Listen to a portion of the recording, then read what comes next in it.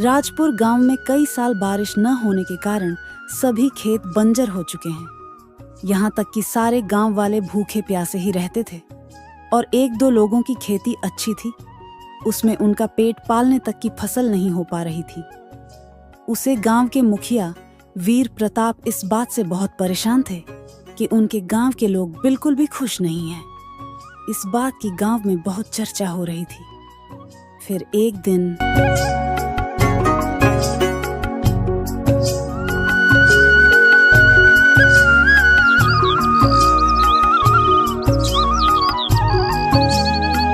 मुखिया जी, अब तो हमारे पास बिल्कुल भी अनाज नहीं है। हम तो कई दिनों से भूखे ही रहे हैं। अब आप ही बताएं कि मैं क्या करूं? इसका कुछ तो उपाय करना पड़ेगा मुखिया जी। हाँ मुखिया जी, मेरे पास भी बिल्कुल भी अनाज नहीं है। मैं अपने परिवार का कैसे पेट पालूंगी?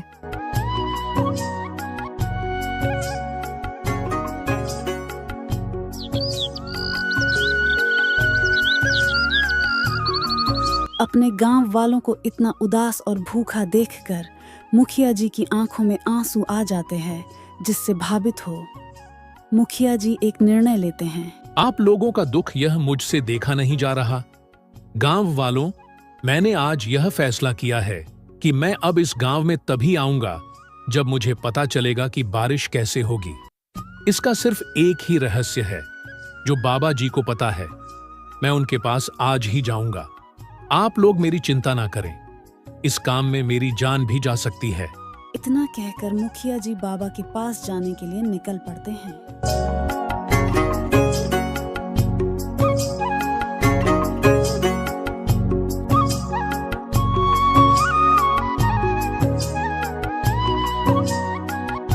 बाबा जी, हमारे गांव के लोग खुश नहीं हैं, क्योंकि हमारे गांव में बारिश बिल्कुल भी नहीं हो रही है। ऐसे में लोगों के सारे खेत बंजर बना चुके हैं। अब आप ही इसका कोई रास्ता बताइए कि बारिश फिर से होने लगे। वीर प्रताप, इसका बस एक ही उपाय है, लेकिन उसमें आपकी जान भी जा सकती है। आपकी जान का भी खतरा है इस काम में। बाबा जी, बस आप रास्ता बताइए, मैं उसे रास्ते पर जरूर जाऊंगा, और चाहे मेरी जान क्यों ना चली जाए। मैं सोचूंगा मैंने जो भी किया अपने गांव के लोगों के लिए किया।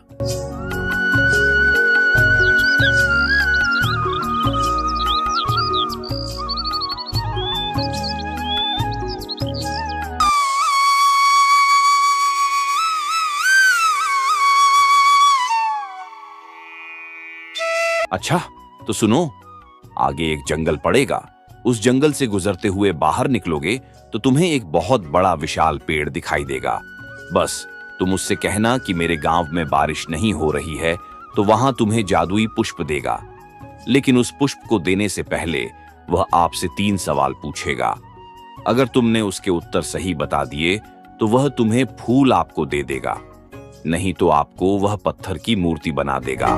अच्छा बाबा जी, मैं अब चलता हूँ। फिर वीर प्रताप कड़ी धूप में भी जंगल का रास्ता पार करते हुए जाते हैं। रास्ता पार करने के बाद वीर प्रताप बाबा जी के बताए हुए पेड़ के सामने खड़े होते हैं और पेड़ से कहते हैं, हे पेड़, मेरे गांव में बारिश नहीं हो रही है और मैं चाहता हूँ कि मेरे गांव में बारिश हो, इसलिए आप मुझे वह जादुई फूल दे दो। हे मनुष्य, तू यहाँ से चला जा, क्योंकि मैं तुझे 3 सवाल पूछूंगा। अगर तूने उन सवालों के जवाब नहीं दे पाए तो तुम मूर्ति बन जाएगा। इसीलिए मैं नहीं चाहता कि तुम मूर्ति बने। नहीं पेड़ जी, आप मुझसे सवाल पूछिए, मैं उनका जवाब दूंगा, क्योंकि मेरे गांव के लोग खुश नहीं हैं। मैं उन्हें खुश देखना चाहता हूँ। अच्छा, तो तुझे मूर्ति बनने का शौक है, तो बताओ वह क्या है जो जब चाहे तब जहाँ जाना चाहे वहाँ मिनटों सेकंडों में पहुँच जाता है? पेड़ जी, वह रेलगाड़ी है। गलत जवाब। अब तू भी मूर्ति बन जाएगा। इतना कहकर पेड़ उसे मूर्ति बना देता है। कुछ दिनों बाद पूरे गांव में यह चर्चा हो जाती है कि मुखिया जी वापस नहीं लौटे हैं।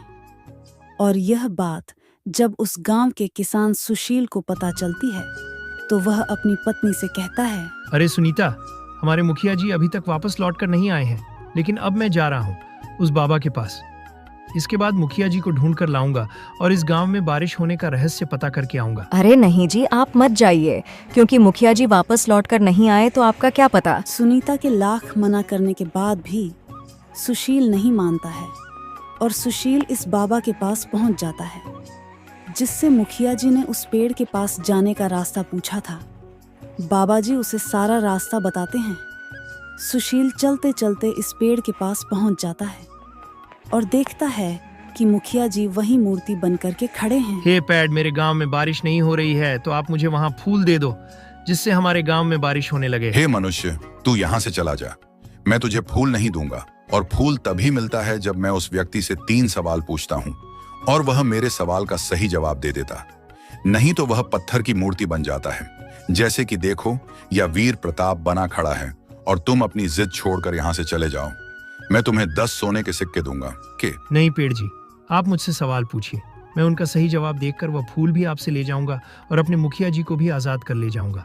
ठीक है, तुम्हारा पहला सवाल है कि वह क्या है जहां चाहे तब चाहे मिनटों सेकंडों में पहुंच जाता है। पेड़ जी, वह दिमाग है। सही जवाब। तुम्हारा दूसरा सवाल है कि वह क्या है जो जाता तो है लेकिन अपनी जगह से नहीं हिलता है। पेड़ जी, वह सड़क है। अब तुम्हारा तीसरा और आखिरी सवाल है कि वह कौन सा फल है जो खरीदा नहीं जा सकता है। पेड़ जी, वह मेहनत का फल है। सही जवाब। अब तुम्हारे तीनों जवाब सही निकले। मैं तुम्हें पानी बरसाने वाला फूल और तुम्हारे मुखिया जी को आजाद करता हूँ। फिर मुखिया जी को आजाद कर देता है। अरे मैं ठीक कैसे हो गया? और सुशील, तुम यहाँ कब आए? अरे वीर प्रताप, तुम बहुत किस्मत वाले हो जो सुशील जैसा तुम्हें ईमानदार गांव वाला मिला है, क्योंकि मैंने इससे कहा कि मैं तुम्हें 10 सोने के सिक्के दूंगा।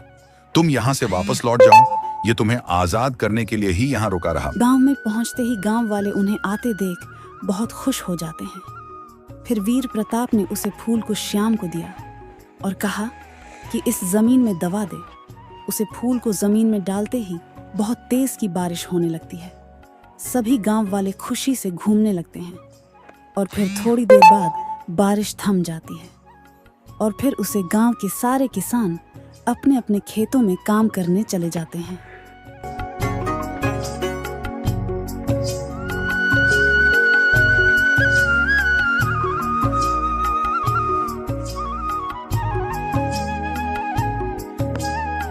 और सुशील अपने खेत में बहुत मेहनत करता है। कुछ दिनों बाद उसकी मेहनत रंग लाई। अब उसकी फसल तैयार हो गई है।